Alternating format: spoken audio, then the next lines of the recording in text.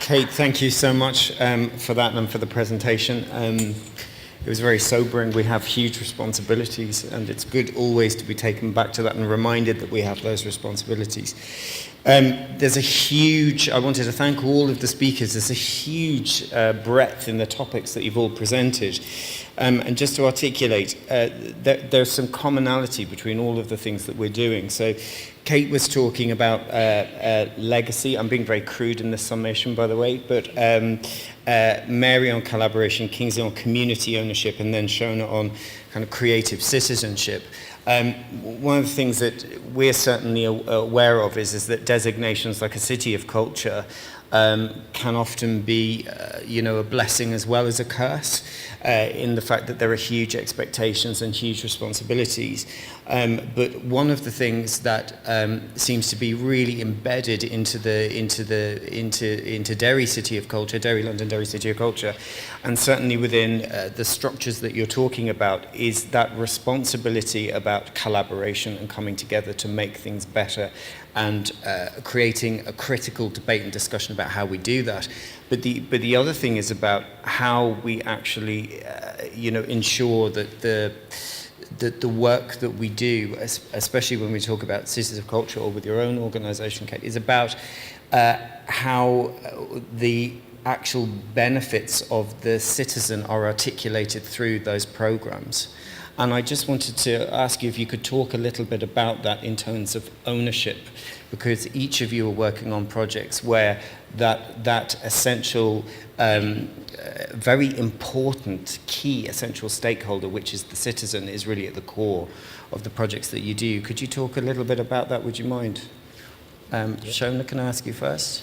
Yeah, sure. I mean, the stories you'll hear about Derry City of Culture at the end of the year, I'm sure, are going to be about one big weekend and the All-Ireland Flag and the Walled City Tattoo and the Turner Prize and Lumiere, the big stuff. The parts that you won't hear about are that we made a decision at a very early stage that we were just going to give out loads of money. We'd made a successful bid to the Northern Ireland Executive and got a very substantive amount of money for cultural programming. And we thought, if this is going to work, everybody in this city needs to be able to feel they can do something themselves. So we created a scheme called What's the Big Idea? And it was literally just a mechanism for people to put in their own ideas and their own suggestions, and we give out money from 50 quid to 10,000 quid for people to be able to do their own thing. And it just really worked. It's a bit like crowdsourcing, only we got the money and we're giving it out to others. And that sense of kind of just people being able to, the kind of projects that come out of that, from the Big Weave, which was literally just about doing 7 panels around the stories of Columba, but would get in public spaces just punters walking past to do their tiny little bit of this weave. And there ended up being about 4,500 people who got involved in the creation of that, and those are now on display in public. Now that's one of 500 of those kinds of projects that were funded through that, just giving money out to people to be able to do things themselves. And it gave us that kind of, that joined up thing of doing these big things, and all of those people now who were involved in creating their own things over the year want to come and see the Turner Prize and want to talk about the Turner Prize and want to be involved in that conversation about contemporary visual art. So it's hard to kind of really condense it all into sound bites, because it's been just such a powerful experience, and such a powerful experience of participation and ownership, and there's lots of factors behind why that worked.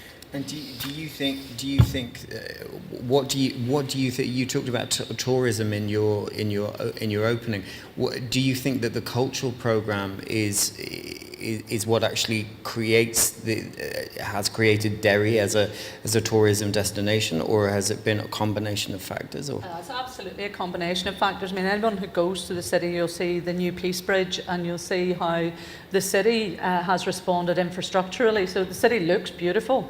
There's flowers at every entrance into the place, and they've cleaned up the public realm, and they've lit the ancient city walls through a grant from the Northern Ireland Tourist Board. So there's a lot of factors in that mix. But I think the reason that people travel is, often because there's a specific thing that they've heard about that they want to come to. So people will travel because Field Day are doing a new theatre production with Sam Shepard. But then when they get there, if a place feels culturally vibrant, as Derry does now, and I suppose this is one of the messages I want to really share with other cities.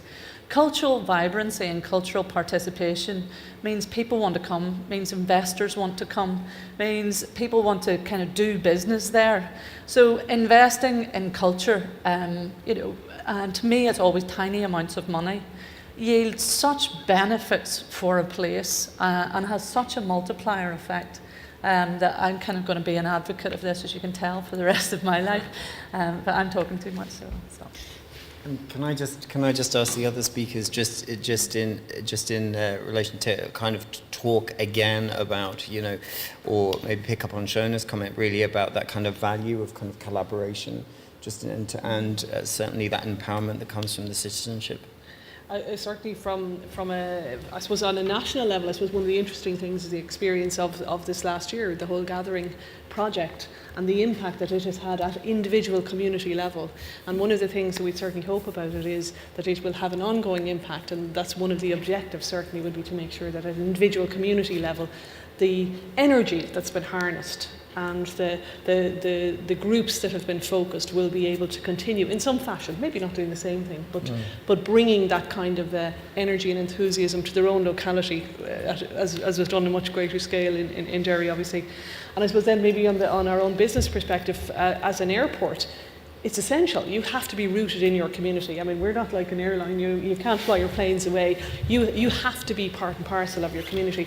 And I think we would certainly be very conscious of that in DA, and would have a very active programme of working with the arts, who have been supporting the recent theatre festival. One of the, I don't know if those of you might have seen it, one of the productions we were supporting was Waiting for Godot this year. And we had somebody outside in the arrivals area with Godot on a sign, and a guy in a bowler hat, etc., which got great reaction. It really engaged with people there. But that kind of an interaction and supporting, the sports and the local music festivals and all of those kind of things going into the schools, it's essential. It's part and parcel of being in business. You are part of your community. You have to support the activities that happen. You have to help to make it a vibrant place. So it's really about experiences. It's about being experiential, is it?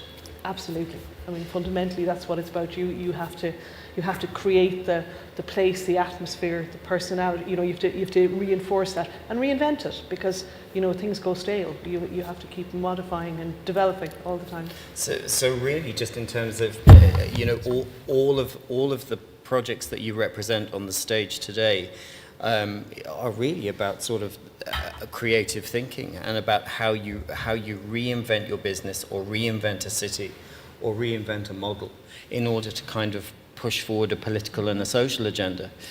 Can I just come to both Kingsley and Kate about how those models were established and where you think they might move forward in terms of collaboration? Ladies first, or do you want me to? I think with One Young World, I think it would be plainly false and delusional for me to say, okay, here's a summit that engages. Gee, look, it's engaging communities all over the world, because I think you would know this was nonsense. I think the thing that is important about it as an event. So Shona's talking about an event that you bring to a city, and then what does it do for the citizens? Just to answer that part of the question.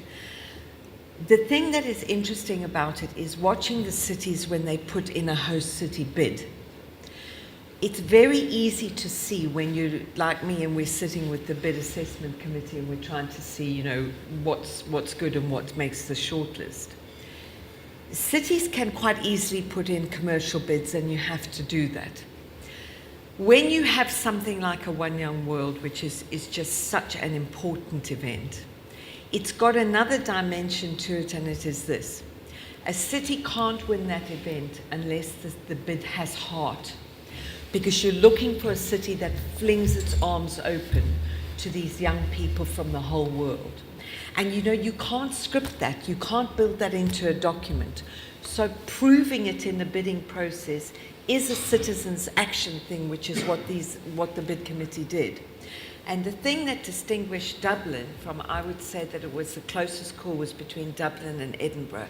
Hong Kong's bid was more commercial, but sort of quite remote from our community. You know, I couldn't imagine a person from, I don't know, from Kiribati getting off the plane at Hong Kong airport and someone welcoming them, because it just felt too big and too distant.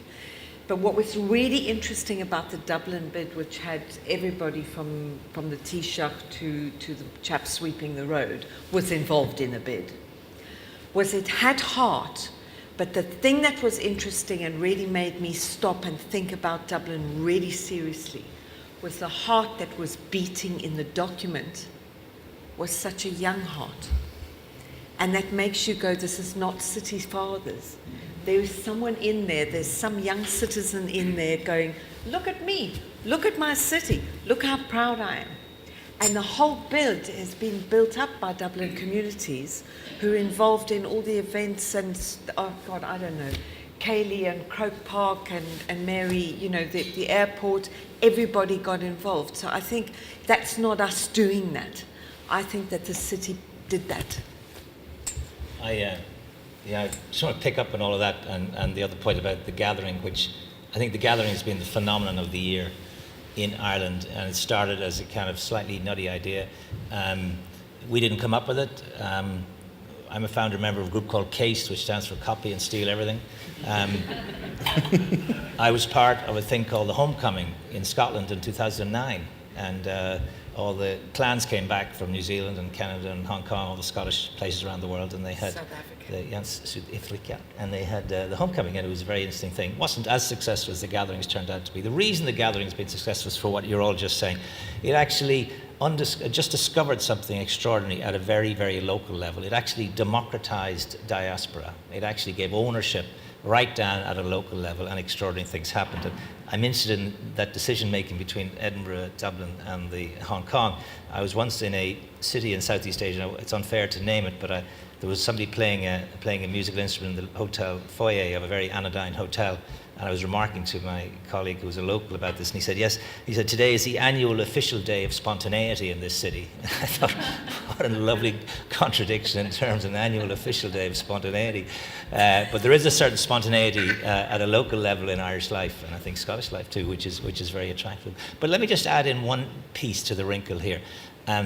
I think you still need inspired individuals to make things happen. As the fellow said, I've never seen a monument to a committee. I mean, it is extraordinary and remarkable people. I call them overachievers. And one of the tricks is to find those overachievers. And not everybody is an overachiever. Not everybody is inspired. The organization I spent 21 years with, it was founded by two guys, Dan Rooney, who was the US ambassador here until recently from Pittsburgh, and Tony O'Reilly, who was a local business guy working in the United States. If they weren't around, this thing wouldn't have happened. And so you do have to find these people. And then you have to match overachievers from, in our case, overseas with overachievers here. And then it's what we call the Archimedean principle. Give me a lever and a place to stand and I will change the world. So you have to create those conditions, create the environment, and live in a society which allows that kind of creativity to blossom. And I think that Ireland is at a very interesting stage in its life, and possibly even because of the awfulness of the last few years, we're coming through with some very interesting stuff. I think, you know, why did Derry, with such a really tough past, produce so many extraordinarily interesting people in the arts? And sometimes it's not out of soft and squishy societies these things come. They're actually out of hard and tense and conflicting and societies which are going through difficult times actually are very creative. And I think there's a mood about that now going on in Ireland. And I think it's that interesting yin and yang of at a local community level. I remember when the minister, Michael Ring, launched the gathering, he came out with this great line. He said, the first thing I want to say about this initiative from the government, there'll be no grants. I thought, what a beautifully healthy and refreshing thing to hear. Now let's get on with it. There's no money. And with that background, people react in Ireland like never before that I can remember at a local level. And there's, I suppose the thing that we're also talking about is kind of that cultural currency. So, especially with the times that are in it, and just, really feeling on the back of what you've just said, is that when I was working in the arts, it was always about, the economic indicators, like how much money was coming in, how many bums on seats were there in the auditorium, and it was all about tangible factors which could be understood in terms of economics. It's really good to be able to see that dialogue and that debate change, that some of those things that are intangible, and it's really great to hear you talking about the integration of arts and business, but that whole sense of value, self-esteem, self-worth, how those small experiences can actually have greater value in people's lives is something that a lot of the campaigns that we're working in can do.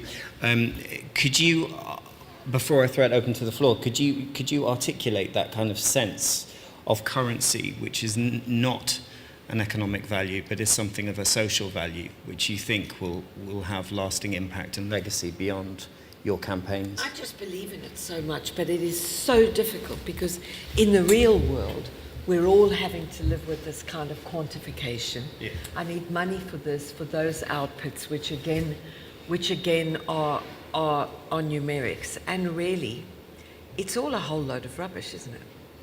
It really is. I mean, if I look at, I'm obviously not from England, but I live in London. If I look at the London Olympics, London 2012 was, community-wise, one of the best things I've ever seen in my life. I just want you to cry with joy every single day. To come down the escalator at King's Cross Station at midnight and find a group of volunteers standing at the bottom of the stairs singing, "If you're happy and you know it, clap your hands." In London, I just don't know where you begin. And I think Kingsley is right. I think the inspired individuals who rise above the econometrics and go, "This is insane, but we're doing this thing," is where the magic is. Have I knocked over the microphone again? I have. The thing that's really interesting about that, and I am originally a Londoner, I'm now living in London, so tying into that whole element of diaspora, but the thing that was amazing about London was the fact that it was completely unrecognisable when I went back.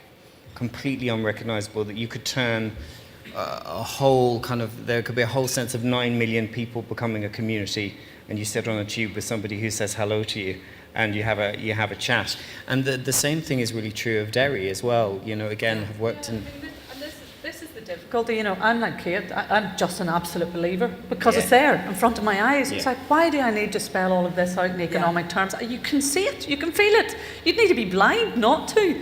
But yet, at the end of this year, we will still be back to the numbers and how the numbers have worked out. And I would love a kind of way of measuring how much was spent in policing in Belfast this year versus how much was spent in policing in Derry. Because if we can find those kind of figures of, an investment of £12 million in a cultural programme for a year saves this amount in policing for the year, or saves this amount in health and well-being, because you've got a society who are so galvanised about the place that they live in that it has to have a direct and related impact on mental health and well-being. If we could kind of get those stats, then it'd be easier to make the argument every year, geez, for actually relatively small amounts of investment in arts and culture and sport, you can really have a place that is kind of an incredibly different feeling place. It's just interesting, in terms of, just in terms of sociology, the Maslow's hierarchy of kind of social need has culture and creativity absolutely embedded into that model. Obviously there are the things that we need, like food and water, etc. But that sort of sense of having citizens which are allowed to be and allowed to acknowledge that their creative right is something that can be quantified in a way that is of value to them is important. I do think it's not either or. Sure. And I think, absolutely. We live in the real world. Napoleon said you need 3 things to win a war.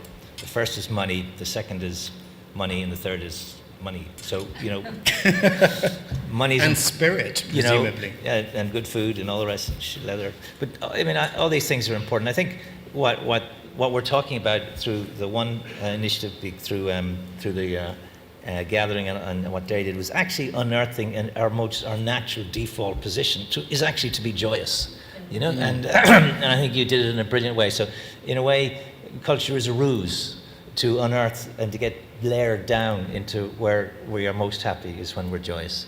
But you often need money to get there.